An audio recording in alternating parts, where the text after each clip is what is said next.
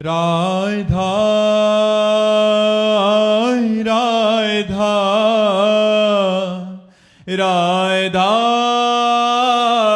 राधा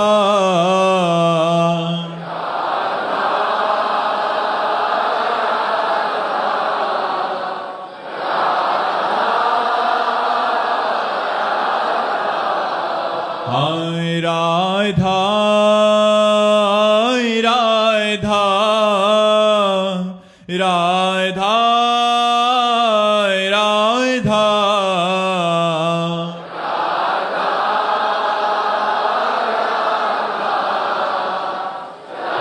राधा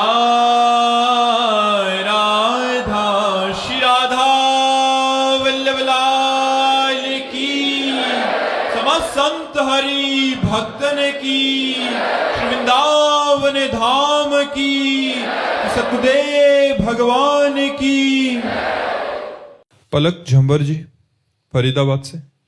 राधे राधे महाराज जी। महाराज जी, जब बार बार दूसरों को देखकर लगे कि हम पीछे रह रहे हैं और चाहकर भी तुलना करना बंद ना हो तो अपना मार्ग में कैसे और सुदृढ़ करें? तो आगे आप क्या देखते हैं? मोटरसाइकिल, गाड़ी, पद, प्रतिष्ठा, रुपया, पैसा, क्या देखते हैं आप? आगे तो संसारिक वस्तुएं ही देख रहे हैं महाराज जी। तो ये कोई देखना हुआ है तो नाशवान बात है।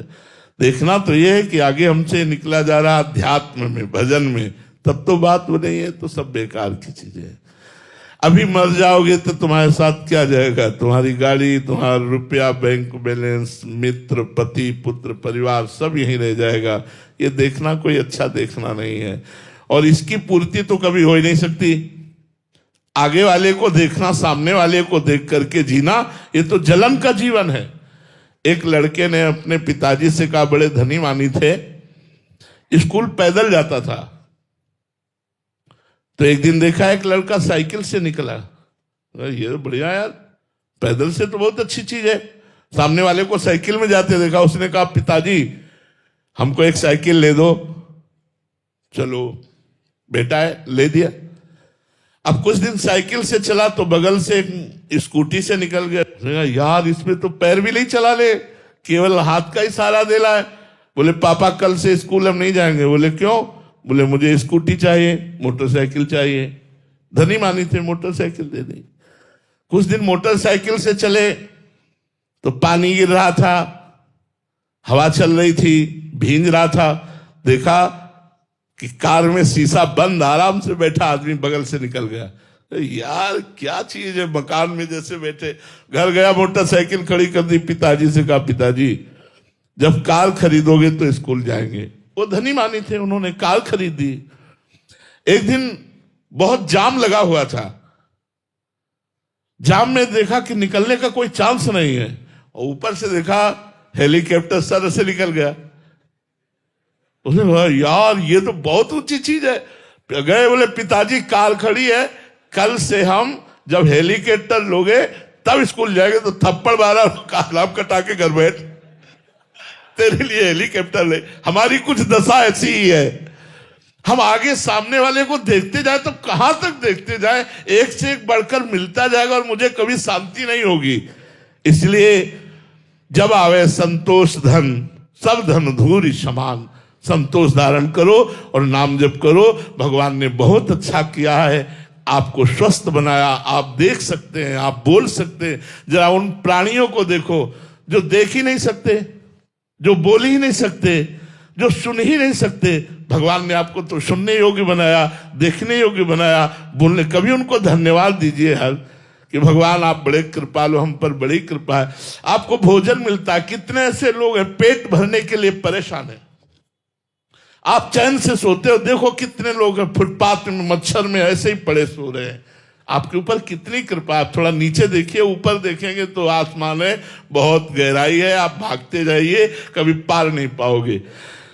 अपने से आगे देखना शुरू करोगे तो कभी संतोष नहीं धारण कर पाओगे। अपने से पीछे देखो तो संतोष आ जाएगा कि भगवान ने हम पर इतनी कृपा तो की है ना कि शाम तक रोटी मिल जाती है। कितने ऐसे लोग हैं जिनको रोटी पाने के लिए कितना प्रयास करना पड़ता है।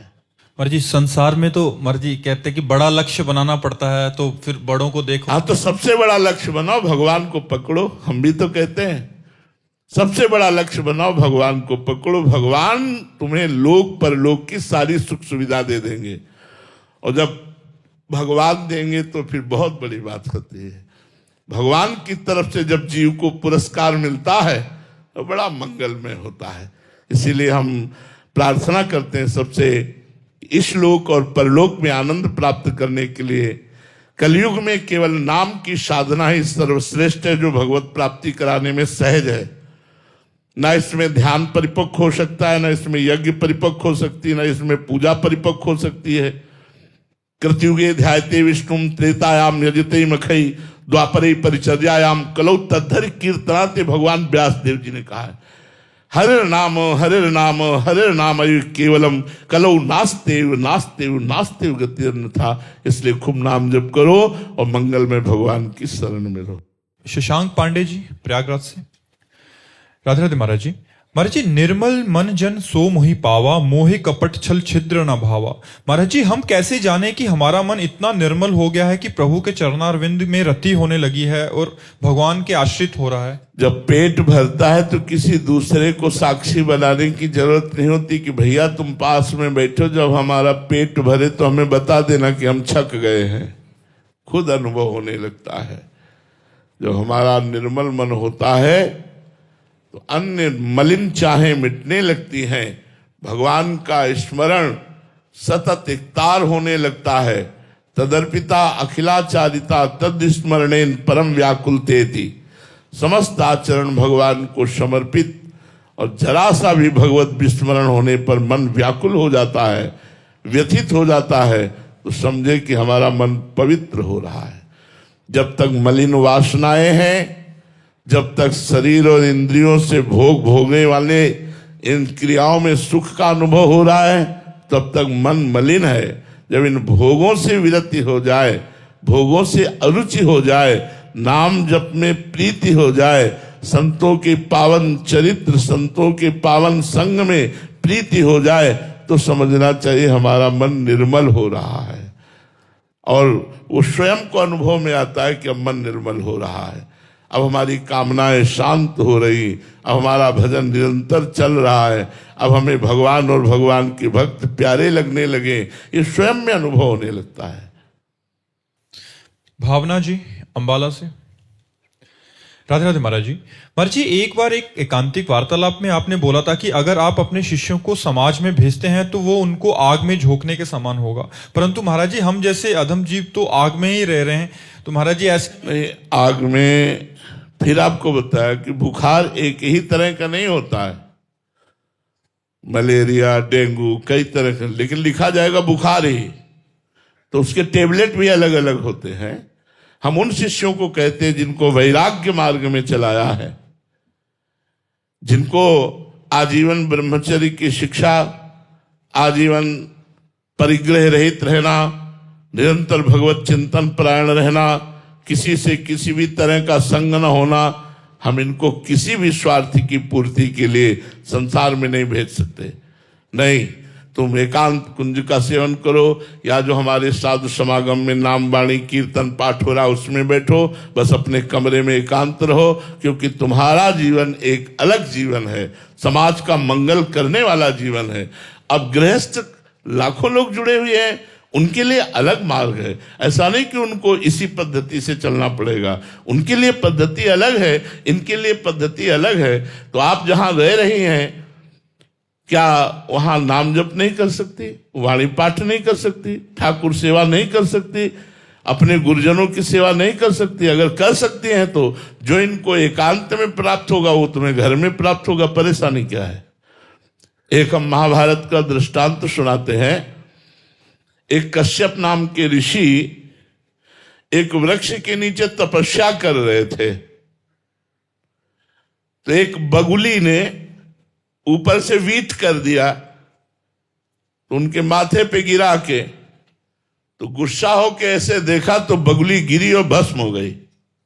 भगवान व्यास देव जी ने लिखा महाभारत में। उनको लगा मेरे में बड़ा पावर आ गया। वो एक घर में गए, और कहा भिक्षाम दे।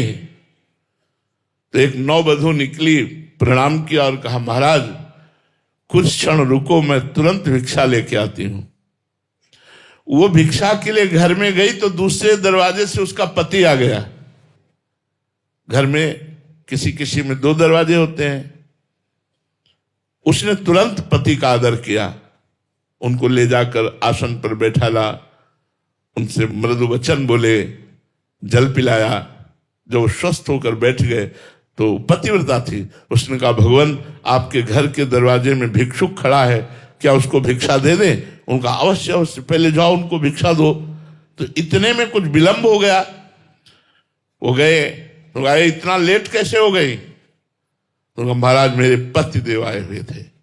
तो तुम जानती नहीं मैं कौन हूं? ज्यादा बोलने लगे कश्यप ऋषि। ये लिखित महाभारत की कथा है। उसने कहा महाराज मैं अपने पातिव्रत धर्म के प्रताप से मैं देख रही हूं कि तुम्हारा अंधा और बूढ़ा बाप किस तरह से क्लेश को प्राप्त हो रहा है, और तू यहां तपस्या का नाटक कर रहा है। तूने क्या वृक्ष की बगुली समझ लिया कि तुम देखोगे और भस्म हो जाओगे? यह घटना किसी ने जाना ही नहीं था। अब तो उनके होश उड़ गए कि यह बात कैसे जान रही है एक नौवधू गृहस्थी में रहने वाली। तो उन्होंने हाथ जोड़ा और कहा देवी ये बगुली के भस्म होने वाली बात आप कैसे जान गई? बोले मैं त्रिकालज्ञ हूं, भूत भविष्य वर्तमान तीनों मेरे सामने। क्यों? मैं अपने पति को भगवान मानती हूं और 8वें पहर पति की आज्ञा में रहती हूं, और पातिव्रत धर्म के प्रभाव से मैं तीनों कालों को जानती हूं। अभी तुम बच्चे हो, जाओ, अगर सच्चा ज्ञान प्राप्त करना है तो कसाई के पास जाओ, और वो मांस बेचते हैं, वो जब मांस बेचकर फुर्सत पावे तब उनसे बात करना। इनके तो होश उड़ गए कि एक घर गृहस्थी में भोग भोगने वाली स्त्री पूरा पर्चा खोल दिया। वहां गए तो देखा वो कोई 1 किलो कोई 2 किलो मांगता था, तो मांस बेच रहा था। घृणा हुई कि अपवित्र मांस बेचने वाला क्या हमें उपदेश देगा। चले उनका सुनो कश्यप जी, आपको अमुक गांव की बहू ने भेजा है ना। पहले फोन नहीं थे, उनके और होश उड़ गए कि मेरा नाम और मुझे भेजा। अब वो खड़े रहे, वो मांस बेच चुके, तब आए, प्रणाम किया, कहा आओ हमारे घर पधारो। घर ले गए तो सिंहासन पर माता पिता बैठे हुए थे, उनको जाके साष्टांग दंडवत किया और कश्यप जी से कहा आपको आश्चर्य हो रहा होगा कि मैं मलिन आचरण करने वाला हूं, मैं हिंसा नहीं करता, मैं कसाई कुल में जन्म हुआ है, तो हमारा काम है मांस बेचना। मैं अपने धर्म के अनुसार मांस बेचता हूं और उससे जो धन आता है अपने माता पिता को भगवान मान करके सेवा करता हूं और नाम जप करता हूं। उसी के प्रभाव से तीनों कालों का हमें ज्ञान प्राप्त हो गया है। जाओ अपने पहले बूढ़े माता पिता की सेवा करो और खूब उनको प्रसन्न करके जब उनका शरीर पूरा हो जाए या उनकी आज्ञा हो जाए तब भजन मार्ग में चलना चाहिए। तो आप ऐसा ना समझे कि गृहस्थ धर्म या गृह कार्य करने वाला भगवान को प्राप्त नहीं कर सकता। आप एक तपस्वी से भी बढ़कर निकल जाएंगे आगे, यदि आप सही आचरण में चलते हैं। तो गलत आचरण करें तो चाहे बाबा जी हो चाहे गृहस्थ, दोनों नरक जाएंगे। जरूरी थोड़ी कि भेष रख लिया तो हमारे लिए बीमा नहीं आएगा। नहीं नहीं, अगर गलत आचरण बन गए तो नरक मिलेगा।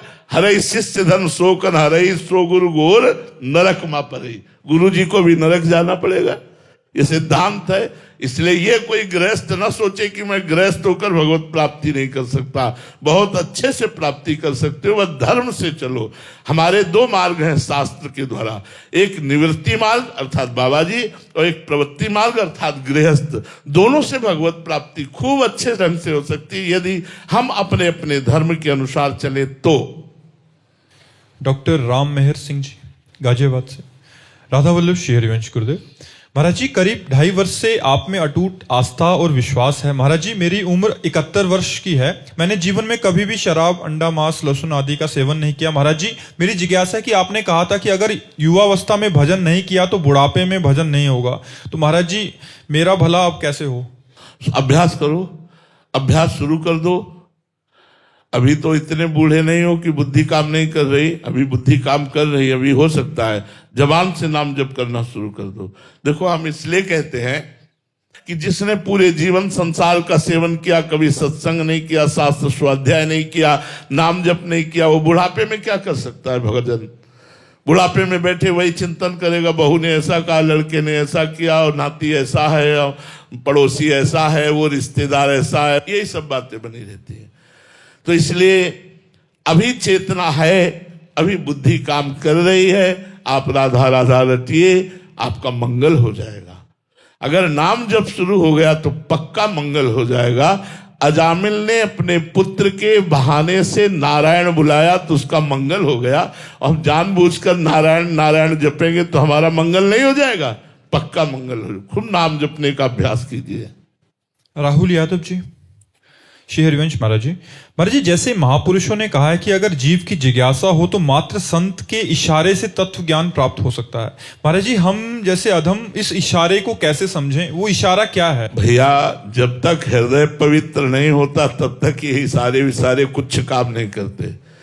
जनक जी से अष्टावक्र जी ने कहा था, मैं तुम्हें ब्रह्म ज्ञान प्राप्त करा दूंगा, घोड़े की रकाब पर पैर रखकर घोड़े पर बैठने में जितना समय लगता है, मतलब रकाब पे पैर रखा, घोड़े पे बैठ गए, कितना लगा, इतने में तुम्हें ब्रह्म बोध करा दूंगा। क्यों? तैयार भूमि है, विदेह राज है, तैयार भूमि है, ब्रह्म बोध कराने में देर थोड़ी। अब अपने लोग ब्रह्म बोध शरीर अभिमान में पुष्ट हैं, भोगों के सुख में निमग्न हैं। अरे ब्रह्म बोध को ऐसे खीर समझ लिया, क्या खा लेंगे? यद्यपि मृषा छूटति कठिनई, जड़ चेतन ही ग्रंथि पड़ गई, यद्यपि मृषा छूटति कठिनई। यद्यपि हम असंग हैं, हम जीवन मुक्त हैं, हमें ना कभी कोई बांध सका है ना हम बंधेंगे, ना हमें कोई मार सका है ना हम मरेंगे। नैनम छिन्दन्ति शस्त्राणि नैनम दहति पावकः, न चैनम क्लेदयन्त्यापो न शोष्यति मारुता। अशोच्य, अछेद्य, अक्लेद्य, ऐसे हम हैं। लेकिन हम कहाँ हैं? इस पंचभूत के देह में अपने राग को पुष्ट कर लिया। अब तो मैं पुरुष हूं, मैं स्त्री हूं, अब मुझे भोग चाहिए, अब मान चाहिए, रुपया चाहिए, बस फिसल गए। अब कहां प्राप्त होने वाला है वो?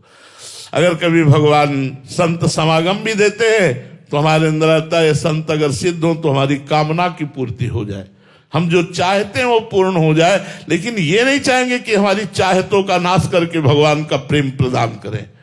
हम यही संतों से भी चाहेंगे कि हमारी कामनाओं की पूर्ति हो। इसलिए ब्रह्म ज्ञान तो बहुत कठिन है। ज्ञान के पंथ कृपाण के धारा, परत खगेश लगे नहीं पारा।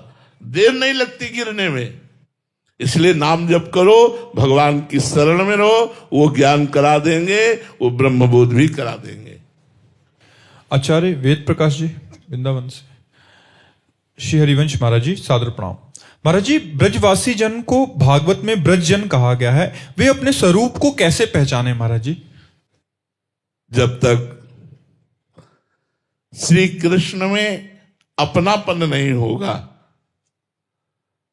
तब तक अपने स्वरूप को नहीं जाना जा सकता, क्योंकि हमारे स्वरूप ही श्री कृष्ण है।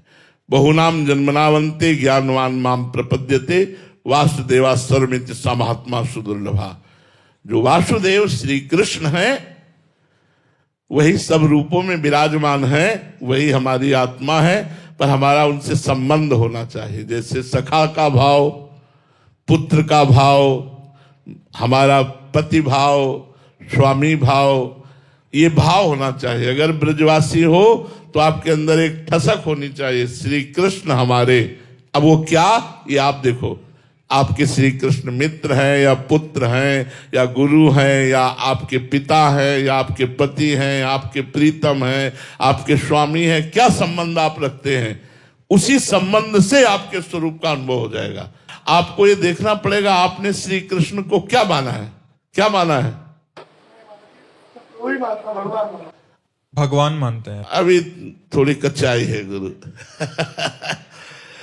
दुनिया के लिए भगवान होगा, ब्रजवासियों के लिए तो यार घर की चीज है, घर का वस्तु है, घर की वस्तु है। आओ थोड़ा अपने पन में आओ, अपने स्वरूप में आओ। हाँ, श्री कृष्ण आपके घर की वस्तु है, आपके हैं। देखो, एक ब्रज गोपी ने कन्हैया को देखा, बोले लाला इधर आ।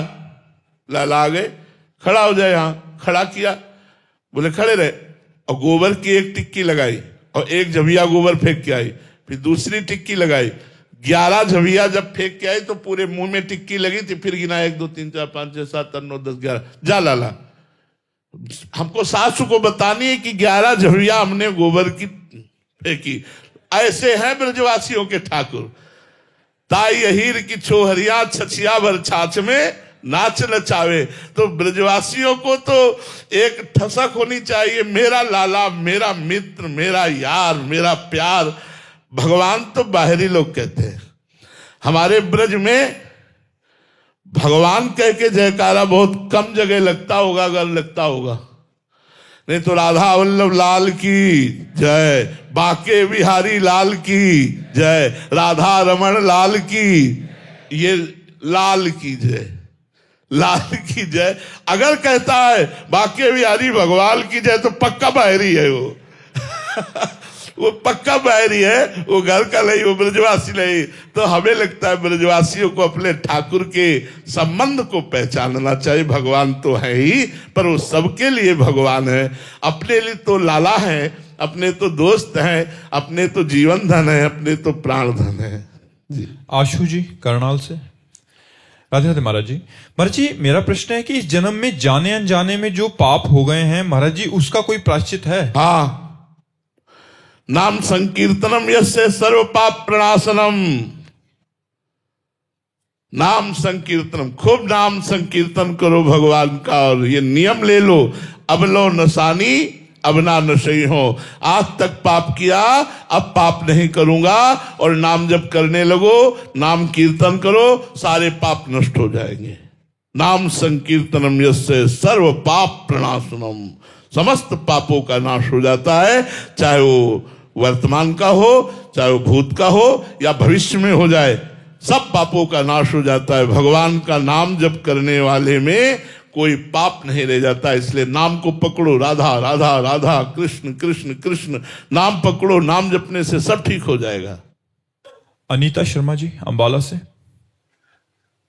राधे राधे महाराज जी, आपके चरणों में कोटि कोटि प्रणाम। महाराज जी क्या भोग और मोक्ष एक साथ संभव है? महाराज जी कई संतों और महापुरुषों ने भगवत प्राप्ति के लिए घर गृहस्थी धन वैभव ऐश्वर्य का त्याग किया है, जैसे मीरा भाई जी, राजा भरत जी, गौतम बुद्ध जी जैसे कई महापुरुष जन। तो महाराज जी संतों का चरित्र सुनने पर आता है कि उन्होंने वैराग्य अपनाकर भगवान को पाया। तो क्या हम जैसे अधम प्राणी जो घर गृहस्थी निभाते हुए, अपने घर परिवार के प्रति जिम्मेदारी निभाते हुए मोक्ष की प्राप्ति कर सकते हैं? एक ही दवा सबके लिए नहीं है, इसीलिए एक ही मार्ग नहीं बताया गया शास्त्रों में, बहुत से मार्ग, बहुत से उपाय बताए गए हैं। हर स्थिति के प्राणी को भगवत प्राप्ति हो सकती है, घोर विषयी को भी भगवत प्राप्ति हो सकती है, घोर पापात्मा को भी भगवत प्राप्ति हो सकती है। अपिचेत सुदुराचारो भजते माम अनन्य भाग, साधुरेव समन्तव्या सम्यक व्यवसिता ऐसा। क्या चक्रवर्ती सम्राट अम्बरीश जी जैसा कोई महाभागवत हो सकता है? क्या विदेह राज जनक जैसा कोई ज्ञानी हो सकता है? और ये राजकाज देख रहे हैं, ये राजकाज त्याग कर सन्यासी तो नहीं हुए ना, ये अपने राजकाज को संभालते हुए निरंतर भगवत चिंतन परायण है। वो अपने राजकाज को संभालते हुए अपने स्वरूप में स्थित है। तो जो गृहस्थ धर्म में है, विविध प्रकार के भोग सामग्रियों के बीच में है, उसे संत सेवा, अतिथि सेवा, गुरुजनों की सेवा और सतधर्म के द्वारा कमाए हुए धन से अपने परिवार और समाज की सेवा और नाम जप अगर ये करे तो निश्चित भगवत प्राप्ति हो जाएगी, इसमें कोई संशय नहीं है। हाँ, पापाचरण से धन कमाओगे और मनमानी विषयों का भोग भोगोगे तो दुर्गति प्राप्त होगी, सदगति थोड़ी होगी। जो भी आपको नौकरी मिली है, जो भी आपको व्यापार है, किसानी है, जो भी आप करते हैं धर्म पूर्वक कीजिए। उससे कमाए हुए धन से शास्त्र सम्मत कामनाओं की पूर्ति कीजिए और भगवान नाम जप कीजिए। अतिथि सेवा, संत सेवा, समाज सेवा, आप देखिए आपको भगवत प्राप्ति होती है कि नहीं, निश्चित हो जाएगी। राग त्यागना है, भोगों का राग त्यागना है, वो दूसरों की सेवा में लगाने से बहुत जल्दी राग छूट जाता है। अगर हम सन्यासी भी हो गए और हमें अपनी कुटिया में राग है, अपने शरीर में राग है, अपने कमंडल में राग है, तो हम फंस गए ना। राजपाट का त्याग करके महाराज भरत जी गंडकी नदी का सेवन करते हुए भगवान के चिंतन में लगने की चेष्टा कर रहे हैं, और एक हिरण में राग हो गया तो महाराज अगला जन्म उनका हिरण का हुआ। राग त्याग करना, चाहे आप अपने घर में रहकर त्याग कर सकें, जिन महापुरुषों के हृदय में भोगों से विरति हो जाती है, परिवार के संबंध, नाना प्रकार के रिश्ते नाते, इनसे विरति हो जाती है, वो संन्यास लेकर भगवत मार्ग में भगवत प्राप्ति करते हैं। आप गृहस्थ में हैं तो धन संग्रह कीजिए और नाना प्रकार की भोग सामग्री संग्रह कीजिए, उसको गुरुजनों की सेवा में, संत जनों की सेवा में, समाज की सेवा में, सास ससुर की सेवा में लगाइए और नाम जप कीजिए। देखिए आपका कल्याण होता है कि नहीं होता, पक्का हो जाएगा। कशिश गुलाटी जी करनाल से, राधे राधे गुरु जी। गुरुदेव, भगवान श्री कृष्ण ने उद्धव जी को ज्ञान, वैराग्य और ध्यान की महत्वता सिखाई, किंतु गोपियों के पास भेजते समय कहा तुम्हारा ज्ञान वहां काम नहीं करेगा। महाराज जी, प्रश्न है कि क्या ज्ञान, तत्व और एकांतिक प्रेम परस्पर विरोधी हैं? नहीं, विरोधी नहीं है, लेकिन ज्ञान के ऊपर का क्लास है प्रेम। कक्षा 5 वाला कक्षा 8 वाले को समझाने के लिए जाए तो उसे क्या कहा जाएगा कि तुम्हारी पढ़ाई वहां काम नहीं करेगी। क्यों? तुमसे अगला क्लास है वो। प्रेम, चाहे आत्म प्रेम हो, चाहे कृष्ण प्रेम हो, ये आखिरी क्लास है। आत्मज्ञान हो गया लेकिन आत्म प्रेमी नहीं तो कोई खास बात नहीं है। आत्मज्ञानी तो सैकड़ों मिल जाएंगे, लेकिन आत्म प्रेमी बोधवान पुरुष बहुत मुश्किल से। ऐसे ही भक्ति की व्याख्या करना, भक्ति के आचरण करना बहुत मिल जाएंगे, लेकिन मुरारी पादार्पित चित्त वृत्ति, एक एक वृत्ति श्री कृष्ण को अर्पित, प्राण श्री कृष्ण को अर्पित। ही में ना जान पड़े कान है कि प्राण है, प्राण भय कान में, कान भय प्राण में, ही में ना जान पड़े कान है कि प्राण है। ऐसी स्थिति तो उद्धव जी की नहीं है। श्री कृष्ण के पास रहते हुए भी श्री कृष्ण के प्रेम में एक बूंद आंसू उद्धव के कभी नहीं आए, लेकिन जब गोपियों की चरण धूलि में लौटे तो वृंदावन का प्रेम उनके ऊपर जब चढ़ा तब उनको लगा ठग लिया श्री कृष्ण ने। अभी तक इस प्रेम का तो मुझे परिचय ही नहीं था, तभी उन्होंने कहा वंदे नंद ब्रज स्त्रीणाम पाद रेणुम भीक्षसा। इन वृंदावन वासी गोपियों की चरण रज की मैं वंदना करता हूं। मुझे कोई घास लता औषधि बना दी जाए इस वृंदावन ब्रज में, जिससे इन ब्रजवासियों की चरण धूलि हमारे ऊपर पड़े और हमको भगवत प्रेम प्राप्त हो। भगवत प्रेम के आगे कोई ज्ञान वैराग्य नहीं। भगवत प्रेम सर्वोपरि है, ज्ञान वैराग्य उसके साधन हो सकते हैं। साध्य तो भगवत प्रेम है, वही आत्मरति है, वही कृष्ण रति है। आत्मावान पुरुष भगवान को अपने आत्मस्वरूप में देखकर अपार आनंद में डूबता है, अखंडानंद में, और भक्त उन्हीं को सामने देखकर अपना विस्मरण करके प्रेमानंद में डूब जाता है। तो दोनों चरम अवस्था के प्रेमी है, एक आत्म प्रेमी है, एक कृष्ण प्रेमी है। लेकिन प्रेम अत्यंत अनिवार्य है। अगर प्रेम नहीं तो आत्मज्ञान व्यर्थ हो गया। प्रेम नहीं तो आत्मज्ञान का कोई महत्व नहीं। भगवत प्रेम नहीं सो सब भक्ति के कार्य शुभ कर्म के स्वरूप में हो गए, लेकिन लाभ तो नहीं मिला ना। इसलिए गोस्वामी जी कहते हैं जोग कुजोग ज्ञान अज्ञानू जहाँ नहीं राम प्रेम प्रधानु, सो सब धर्म कर्म जर जाऊ जहाँ न राम पद पंकज भाऊ। भगवान के चरणों में यदि भाव नहीं, प्रेम नहीं, वो जोग ज्ञान किस काम का। सनकादि से बढ़कर कोई ज्ञानी नहीं, हर समय हरिश शरणम जपते रहते हैं। तो उद्धव जी को तब पता चला कि ज्ञान का सच्चा अर्थ है प्रेम। कबीरदास जी ने कहा है पोथी पढ़ी पढ़ी जग मुआ पंडित भया न कोय, ढाई आखर प्रेम के पढ़े सो पंडित होए। जो प्रेम को प्राप्त कर लिया वही पंडित, वही ज्ञानी है, वही सबसे बड़ा महात्मा है जो प्रेम को प्राप्त कर लिया। तो उद्धव जी का ज्ञान इन प्रेमी गोपियों के आगे नहीं चला। उन्होंने नतमस्तक होकर प्रेम को स्वीकार किया। भारती साहू जी, राधे राधे महाराज जी। गुरुदेव, नाम जप में ऐसा कौन सा रहस्य है जिससे अचानक ही जीवन में परिवर्तन होने लगता है और प्रारब्ध भोगना सहज सा हो जाता है? बहुत बड़ी वस्तु है नाम जप। ब्रह्म राम ते नाम बड़ बरदायक बरदान, रामचरित सत कोटि में लिए महेश जिए जाने। सैकड़ों करोड़ों रामचरित मानस का अवगाहन करके भगवान शंकर ने ये निकाला कि भगवान से भी बढ़कर भगवान का नाम प्रभावशाली है, भगवान से भी बढ़कर भगवान के नाम की महिमा। ब्रह्म राम ते नाम बड़ वरदायक वरदानी, वर देने वालों को भी वर देने की सामर्थ्य नाम जापक में आ जाती है। वो भगवान को भी आशीर्वाद देता है, गुरु को भी आशीर्वाद देता है नाम जापक। इसलिए नाम में सब सामर्थ्य विराजमान है। जितना चाहो उतना माला माल हो जाओ, बस नाम जप करना शुरू कर दो। मन लगे ना लगे, श्रद्धा बने ना बने, भाव बने ना बने, आप नाम जप करें, फिर आप देखें परिणाम आपका मंगल होता है कि नहीं। यही पर लोग सकल सुख पावत मेरी, सो भैया कृष्ण गुण संचु। इस लोक में भी और परलोक में समस्त सुख आपको प्राप्त हो जाएंगे यदि भगवान का नाम जप करोगे। नाम में अपार सामर्थ्य है। नाम की महिमा कहाँ लगी? नाम बढ़ाई राम न सके नाम गुण गाई। कहाँ वर्णन कर सकता है कोई जीव? स्वयं ब्रह्म भी नाम की महिमा का वर्णन नहीं कर सकते।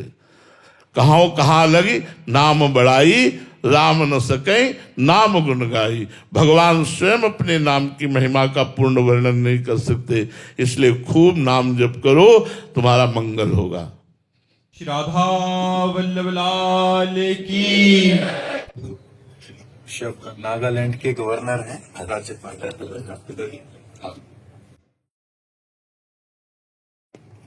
ठीक है, आप मनुष्य जीवन अल्प जीवन है। पहले लोगों की लाखों वर्ष की आयु होती थी। वो 10,000 वर्ष तपस्या करते, फिर गृहस्थ में जाते, फिर संन्यास लेते, फिर अपनी तो बहुत 100 वर्ष, इसके आगे मुश्किल है। 70, 80, 100 इतने में हो जाता है।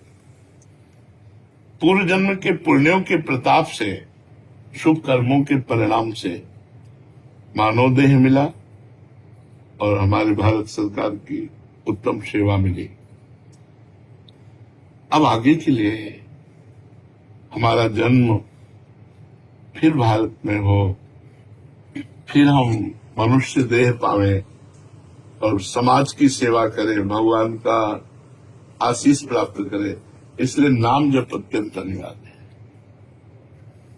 चाहे जैसे कीजिए, कुछ समय नाम जप कीजिए, क्योंकि ये शरीर, ये पद, ये सुख सामग्री एक दिन ये आपके साथ नहीं होगी। जब ये नहीं होगी तब आपके साथ क्या होगा? जो आपका किया हुआ शुभ और अशुभ कर्म है वो केवल आपके साथ होगा। संत समागम का फल है संत संग अपवर्ग कर। अपवर्ग माने मोक्ष, कामी भव कर पंथ। यदि संतों के पास जाने से हमारी भगवान में रुचि न हो तो इसका मतलब या तो संत संग नहीं हुआ और या फिर हम बड़ी अश्रद्धा से युक्त हैं। नहीं तो संत समागम का फल है कि हमारा जो या तो अगला जन्म ही ना हो, और हो तो जिस स्थिति पर आज आप हैं इससे नीचे जीना आप नहीं चाहेंगे। तो भगवान हम पर कृपा करें, हमें पुनः ऐसा अवसर दें कि हम और भी बढ़कर के अपने राष्ट्र की सेवा कर सकें। इसलिए कुछ समय नाम जप में जरूर लगाइए, चाहे वो 24 घंटे में 24 मिनट ही क्यों न हो, एकांत में नाम जप में जरूर लगाइए।